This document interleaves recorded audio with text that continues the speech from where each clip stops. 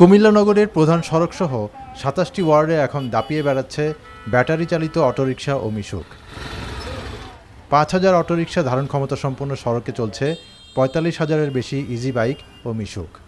নগরে যানজটের অন্যতম কারণ এই অটোরিকশা। এদিকে বেপরোয়া অটোরিকশা চালকদের কারণে প্রায় প্রতিদিনই ঘটছে দুর্ঘটনা।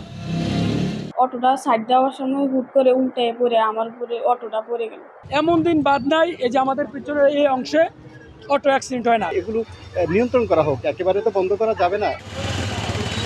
কুমিল্লা নগরের প্রধান সড়কের মধ্যে শাসনগাছা, কান্দিরপাড়, রাজগঞ্জ, টমসন ব্রিজ ও চকবাজারে সড়কের জায়গা দখল করে গড়ে উঠেছে অটোরিকশা স্ট্যান্ড।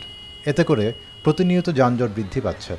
আমরা প্রতিনিয়ত অভিযান করছি, বিভিন্ন জায়গাতে উচ্ছেদ করছি এবং যেন যত্রত্র সিন যেগুলো না দাঁড়ায় এবং যেখানে সেখানে যেন ওরা স্ট্যান্ড তৈরি করতে না পারে, সেজন্য আমরা কাজ করে যাচ্ছি। অভিযোগ উঠেছে ২০১২ সালে কুমিল্লা সিটি কর্পোরেশন গঠনের পর এক যুগের বেশি সময়ে যে কয়েকজন মেয়র সিটি কর্পোরেশনের দায়িত্ব পালন করেছেন তাদের মধ্যে কেউ নগরীর সড়কে চলাচল করা অটোরিকশাগুলোকে শৃঙ্খলায় ফিরিয়ে আনতে পারেননি।